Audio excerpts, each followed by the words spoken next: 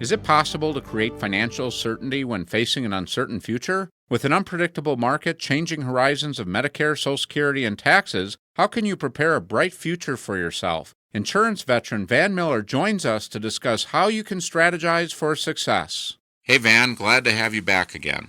Nice to be back. I'm really excited. The timing couldn't be more perfect. Well, at the recording of this, we've had a little bit of volatility this last week in the marketplace. I know a lot of people are nervous. You've talked in the past about having a strategy. What are you telling your clients now with the volatility that we've seen here recently? Well, it's kind of interesting. Actually, if I'm to be completely honest, I've been telling people that what happened in the last few days, the last week or so, I've been telling them that this was going to happen as long ago as a couple of years ago. To be honest, I haven't been correct for 2 years because, and this is very important, the governments of the world are still intervening in the true way economics work. You're actually seeing it right now with the little bounce that we're having.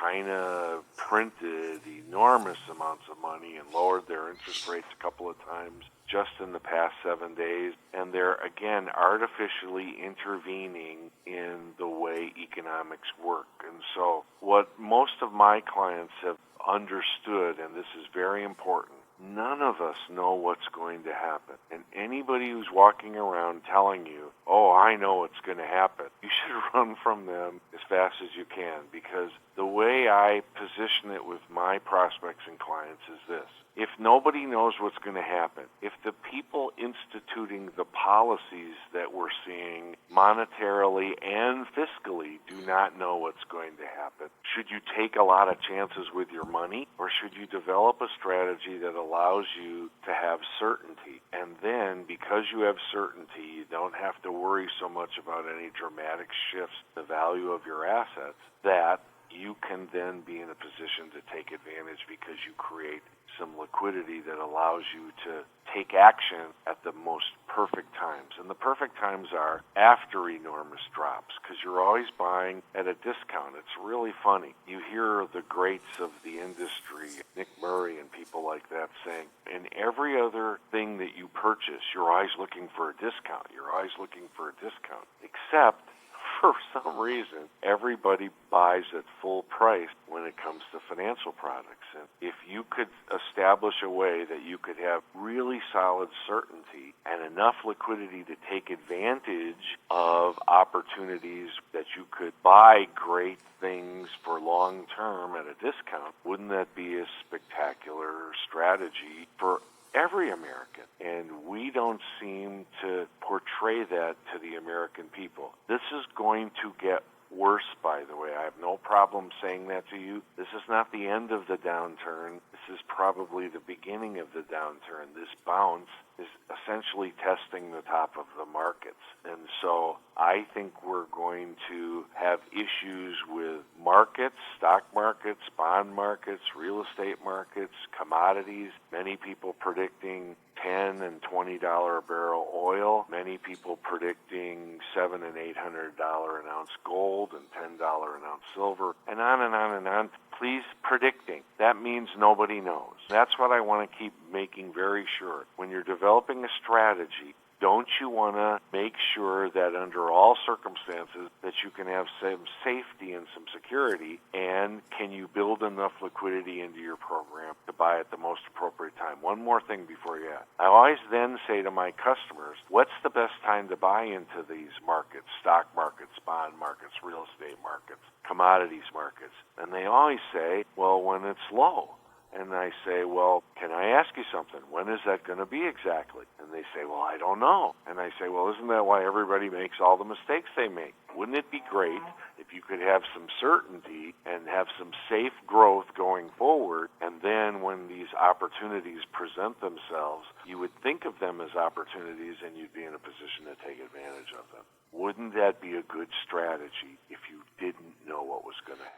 And that's why you don't want to go it alone. I mean, that's why you need an advisor to help guide you through this path and get unemotional, because most people are emotional about their money. And the advantage of us as advisors, it's not our money. We can look at it a little bit more logically. And you hit on so many things, Van. For myself personally, I live up in the north and I have propane heat. And I just got an offer from my propane provider that I could lock in at $1.12 a gallon. And I looked at that because 2 years ago, propane had spiked to over $5 a gallon. And I actually talked to one of the contractors that I work with, and he talked about on his job site, they actually shut the job down because they couldn't get propane for less than $8 a gallon. So it really went up, and having that fresh in my memory, I thought, I might want to do that. I might want to lock in because I don't use that much propane, but I thought I'd lock in. But I'm one that I'm always looking to save a nickel wherever I can. I went online, did a little research, and I found out there is such a glut of propane that the producers are actually paying to get rid of it right now because there's too much of it. And then I thought, well, I'll call up my provider and see what I can get it for. Right now it's around 90 cents a gallon, with the future looking like it could be much lower. So the thing is, with all this, we don't know what the future holds. I mean, just 2 years ago, record prices, and now it's just the opposite. And we've had volatility in the market.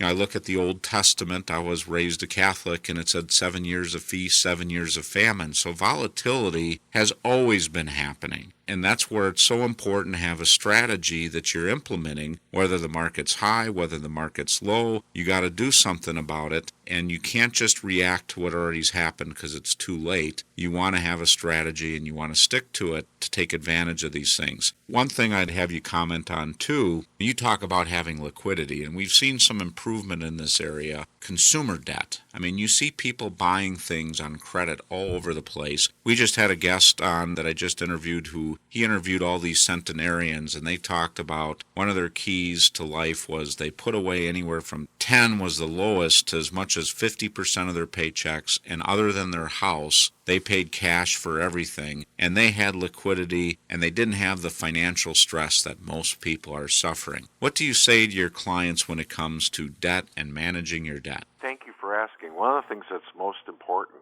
is I try not to say anything to my clients because that gives the impression that I know what's going to happen. What I spend a great deal of time is asking them lots of questions. Give you an example. I ask them right now, do you think that we could have the next Great Depression? And I explain, here's what I mean by that. Last time in 2007 and 8, we had companies that went bankrupt.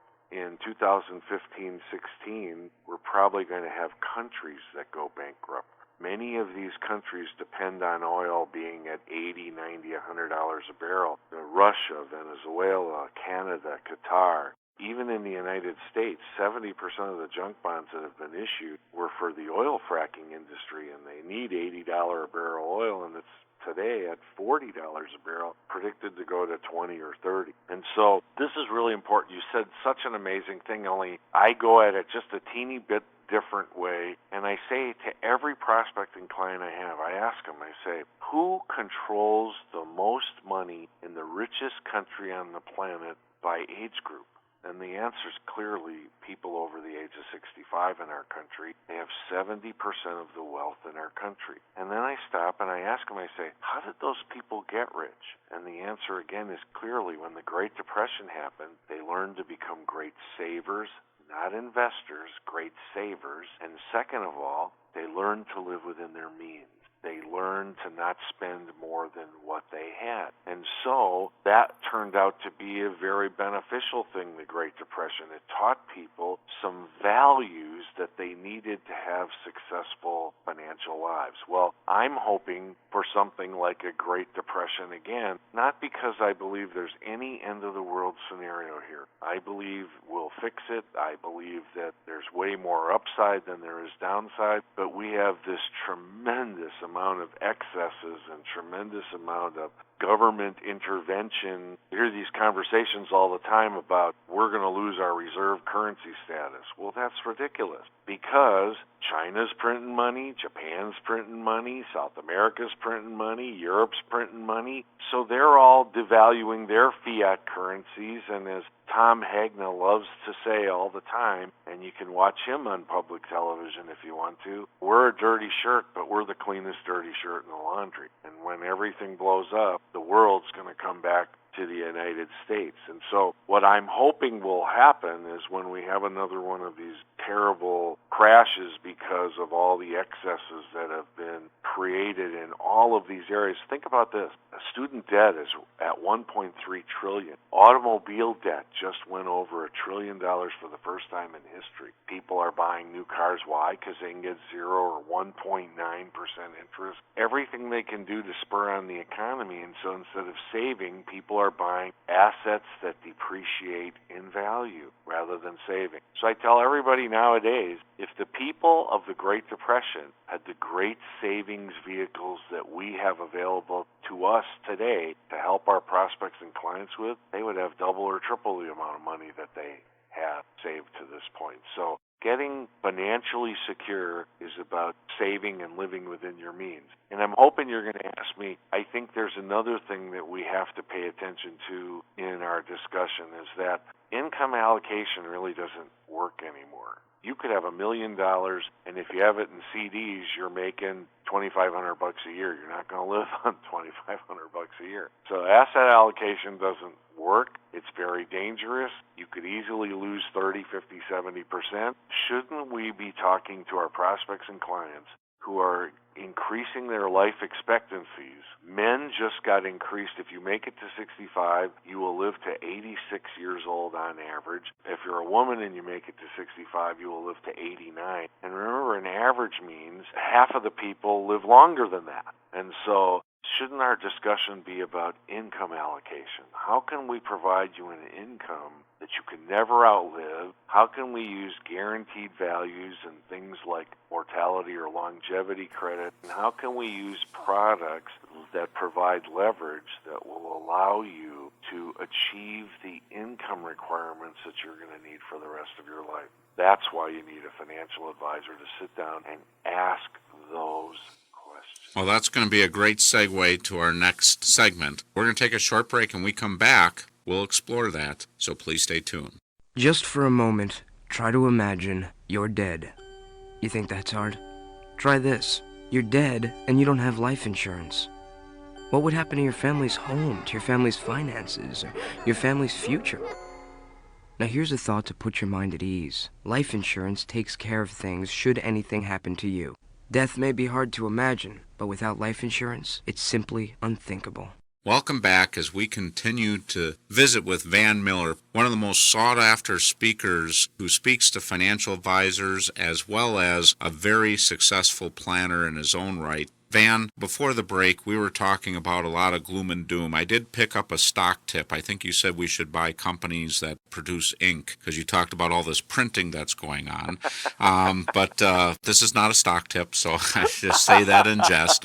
But at any rate, you look at the problems. I'm like you. I see all these problems, and I've actually told my clients I've never been more bipolar than I am today because you can't keep printing money the way we are. You can't spend more than you make. And I look at the government. I've told my clients government is a reflection of the people. And if we go back 10 years, we had a negative savings rate. Consumer debt was at all-time record highs. People, as long as they could put the trip to Disney World on the credit card and take all their family and their SUV that was bought on 72 equal payments and no money down, life was good. And our local, our state, and our federal governments were living the same way. I think we had a correction. I don't know if it's been deep enough, but there has been a little bit of a wake-up call. We see people are saving. We have a positive savings rate, albeit far from where it really should be. We saw consumer spending on credit go down, but now I start to see that going up again. But we do need to get back to the core values that the greatest generation taught us, which is saving and only paying for what you really could afford to. And now we've got this other thing, this longevity risk that you talked about. The greatest generation, a lot of them didn't make it into retirement. And if they did, they continued working. And now we have this new dynamic where people want to retire at 50 or 55, and they might live an extra 10, 15, 20 years beyond what the past generation did. And now all of a sudden we're looking at trying to live off their savings longer than they did accumulating it. And I find a hard time with that math even working. So what you talked about is a little bit about planning for diversity of income. I know for a lot of Americans, we're asset-based focused and not cash flow focused. And when you get to retirement, it's all about cash flow. And I think another thing that we haven't really touched upon too that I know you can comment on is taxes. We had the past comptroller of the currency on not so long ago, David Walker, and he said that with all things being equal, by 2020, tax rates have to double. And I see so many people are just kicking the can down the road, not worrying about what's in front of them other than what's in front of me for this week. They're not looking long term, and I think it's more important today than ever before that you need to have a strategy. So comment on that a little bit about the strategy, as well as maybe a little bit about considering taxes, at least somewhat. Thank you.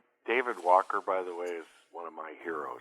I've been following David Walker since he was the Comptroller General of the United States during the Clinton presidency. He's an amazing man, and I'll tell you what they are clearly saying. They're saying by 2030, and this doesn't come from just David Walker, this comes from the Congressional Budget Office, this comes from a number of other sources.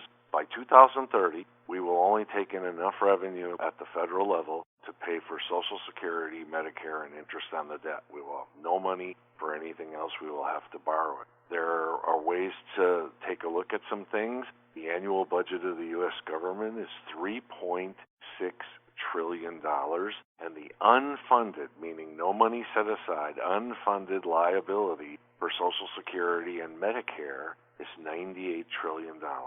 $98 trillion. You look at those numbers and, again, I want a quick answer that because I don't want anybody to think that I'm saying that they won't get their Social Security or Medicare. They will definitely get their Social Security or Medicare because demographics wins the day. Currently in America, there are 100 million people over the age of 50. By the year 2030, there will be 130 million people over the age of 50. And I ask audiences everywhere, I ask every one of my prospects and clients, if you're over 50, are you going to vote not to get your Social Security or Medicare? And the answer is, absolutely, I'm not going to vote not to get my Social Security or Medicare. So how are they going to get the money? And so you have to ask questions. You say, are they going to lower benefits? Well, we just explained, no. Are they going to raise taxes? Now, I'm so glad you asked me this because I love sharing this with the public. It shows how badly misrepresented this issue is by the people that lead our country. Doesn't matter what party, doesn't matter what level of government, nobody is telling you the truth. We are not going to raise taxes. This is going to stun everybody. If you take a look, the GDP, the gross domestic product of the United States, measurement of all the output of goods and services of the greatest economy on the planet, is $17 trillion. And if you check, just this year, first time ever, we collect $3.1 trillion of taxes at the federal level, and that includes income tax, Social Security tax, Medicare tax, corporate income tax, and estate taxes. And then, if you check a little further, you find that at the state and local level, we collect $2.8 trillion of taxes, and those are income taxes, sales taxes, and property taxes. And that added together is $6 trillion approximately, divided by 17 trillion, is 35% of all the income that is made in the greatest economic power on the planet is already going to taxes, and I'm not done yet. This is very important. Do we call everything a tax? Don't we have licenses and fees? And one of the biggest taxes of all is the lottery. We changed the name of it. We don't call it the tax, we call it the lottery. And do you know that we collect more money from the lottery than we do from basketball, baseball, football, hockey, movies, books, video games, television, and pornography combined?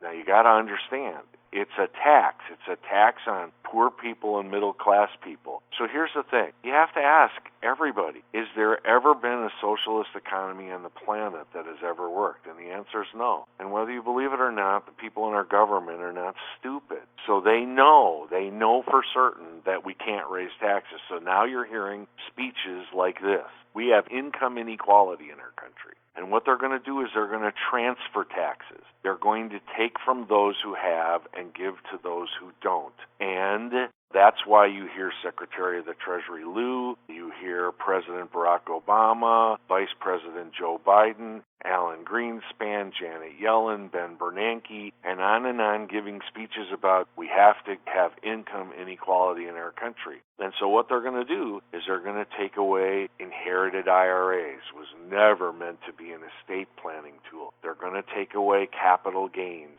They're going to take away step-up in basis. And please remember, you heard it on this show. I'll bet you any money that they're going to take away the deduction for home mortgage interest, state taxes paid, property taxes, health insurance, and charity, and I'm going to say one sentence and then you'll know exactly how they'll do it. They're going to say to the public, only rich people itemize.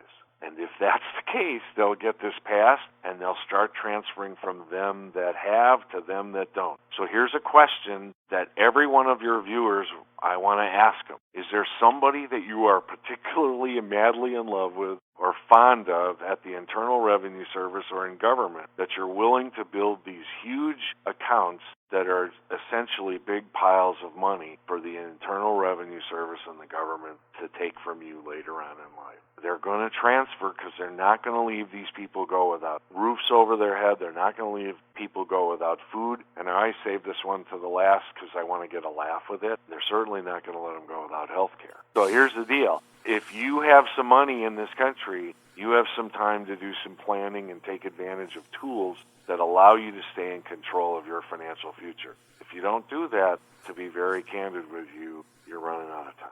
And we've already seen it, for example, with itemized deductions. Healthcare used to be 7.5% threshold. Now it's 10%. And for those that were over 67, they will go to that same 10% next year. And there's been discussion to take away charitable deductions and all those kind of things. And the time for planning, I mean, we have some of the lowest tax rates we've had in a long time from an income tax perspective. And it amazes me how many people I talk to that don't even consider taxes. They just kind of plod away and just wait for things to happen. There's never been a more important time to plan ahead, and never a more important time to have a team of advisors that you create some strategies that help plan for some of the possibilities. I mean, the handwriting's on the wall. We can speculate. We can't say for sure what's going to happen, but something does have to happen in a big way when we have these types of unfunded liabilities. The other thing is you've got so many people, I mean, what is it, 10,000 baby boomers a day are retiring. There's going to be a straw that breaks that camel's back, and all of a sudden people are going to wake up and say, woulda, shoulda, coulda, but I didn't do it.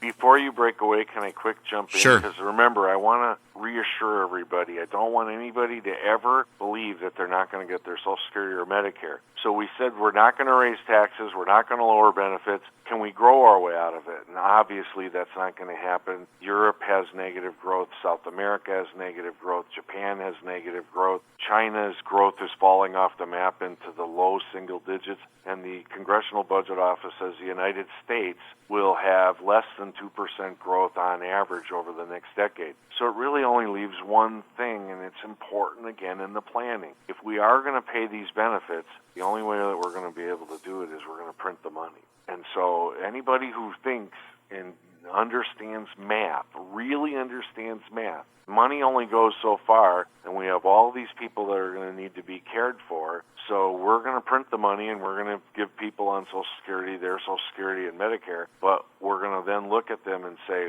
you know, we don't care that you can't buy anything with it because it's not having any value, but we gave you your Social Security. And so, again, none of those are bad things. None of them. I always say to my prospects and clients, there is no bad news, there is no good news. There's only news.